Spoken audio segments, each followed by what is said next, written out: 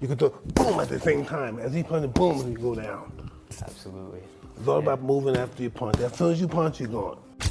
I think Gervonta Davis is probably the greatest fighter around now, but he's got a tough fight coming up. You know, he's the top dog. There's no doubt about it. He showed that.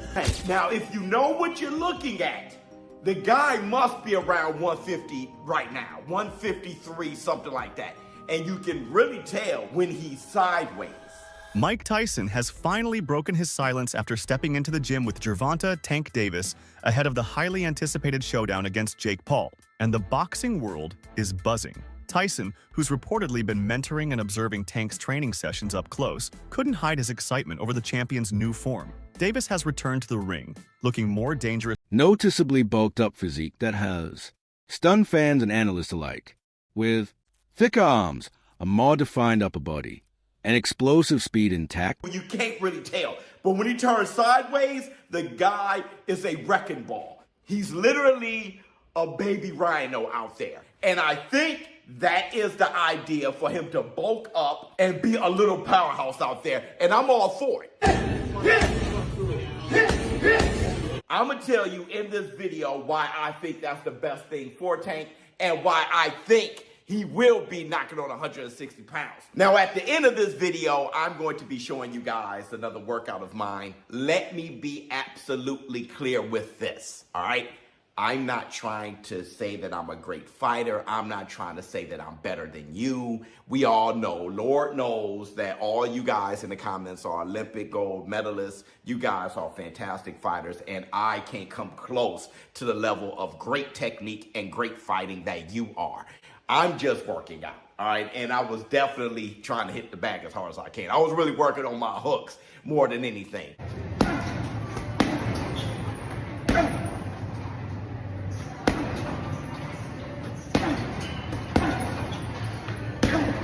Now listen, I know that I'm trash, all right? So, you know, just look at it and be like, okay, showbiz trash or whatever. Or if you want to be inspired and you're on a journey like I am, I'm trying to get back. I'm trying to not look like I'm 45 out here, all right, other than the gray and the beard, all right? If you get inspired, please let me know in the comments. Other than that, all you Olympic gold medalists out there, I'm nowhere on your level, all right? But if you want to see it, it's going to be at the end of this video. Now, Gervonta "Tank" Davis. Listen, the reason why I think he will be knocking on 160 pounds is because I think that's his walking around weight. And I have receipts for all this shit. You guys remember, what, 4 or 5 years ago where he missed weight against Gamboa? Tank's transformation shows is taking this fight very seriously. 2. Mike Tyson recently revealed that his leaning slightly toward Davis in the next fight against Jake Paul, and his reasoning comes down to pure Controversy or setback has skill. marked the end. After Fans are spending time disappointed, and his training future with looks uncertain. Davis, Tyson said he was impressed by Tank's explosive power, precise timing, and ability to generate knockout force. From any angle, Tank's punches are different. They've got that real snap, that old school power. Tyson reportedly said could make the difference. He added when the that two while finally Jake Paul step into the has ring. shown improvement in discipline, this is instincts and ring IQ give him the edge. Tyson believes that if Tank stays focused and channels his aggression properly, his superior punching technique could make the difference when the two finally step into the ring. During his conversation with Mike Tyson, ESPN Stephen A. Smith didn't mince words about what Davis needs to do to secure victory against Jake Paul. He believes in knockouts is the only way. Smith emphasized that with Jake Paul's growing fan base, promotional backing, and the spectacle surrounding the pick against Davis, what are your thoughts about this upcoming fight?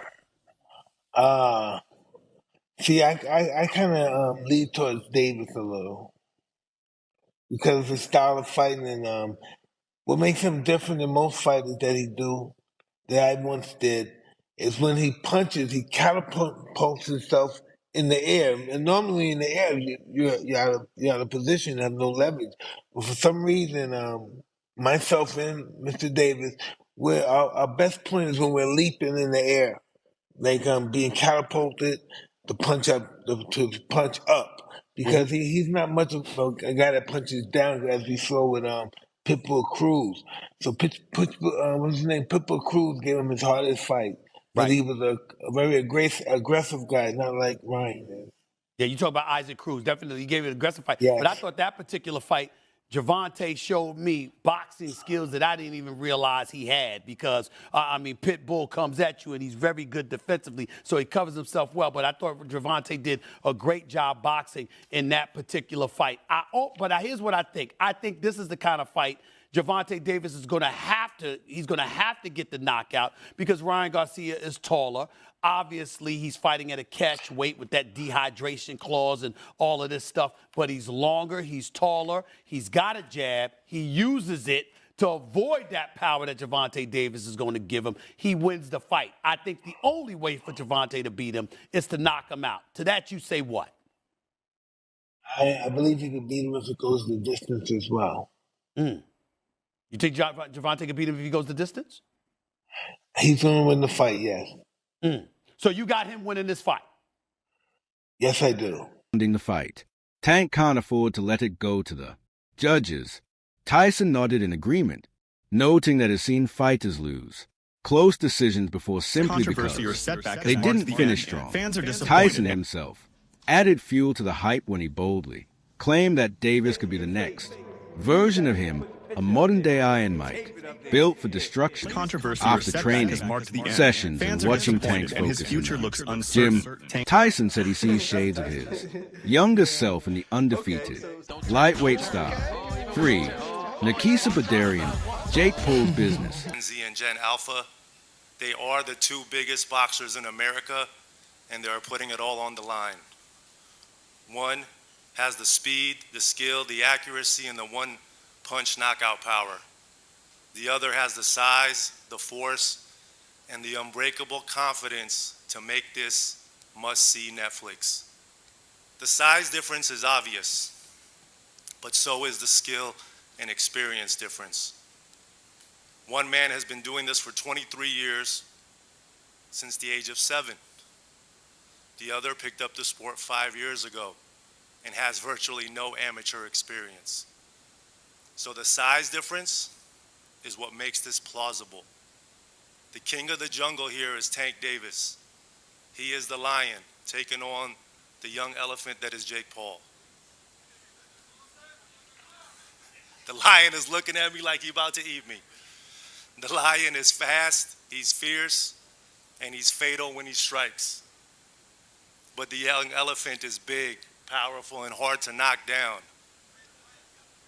And come Friday, November 14th, the jungle will be set in tropical Miami, Florida, and the world will be watching live on Netflix globally to see who the victor will be. And yes, ladies and gentlemen, there will be a victor because the fighters have agreed and the commission has approved a maximum weight of 195 pounds for this exhibition.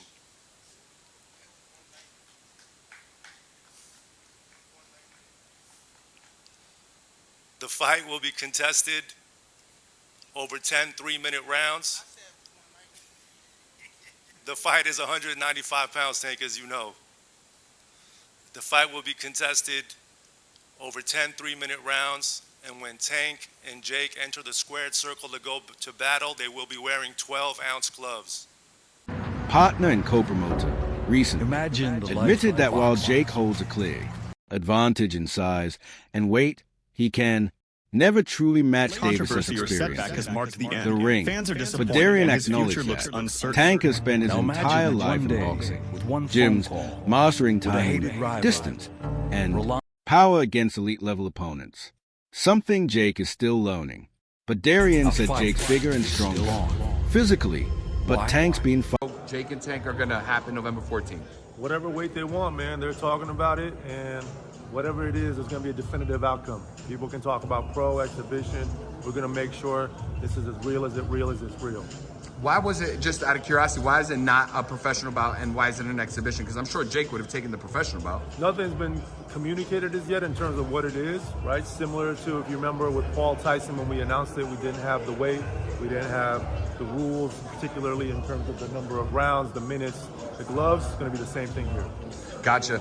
Can you just offer us any insight as to how these negotiations went? The reason I ask is because I remember back in March, I was at Tank's fight, and after his fight in his press conference, he was asked, next opponent. He said, well, my next opponent might have been in my locker room tonight, and people asked him, was it Jake? He made reference, he made allusion to. Has this been an ongoing thing, and has it ever, been at a point where it wasn't gonna happen and came back, or was this always the plan? Always been the plan for Jake to fight Tank once Canelo didn't happen.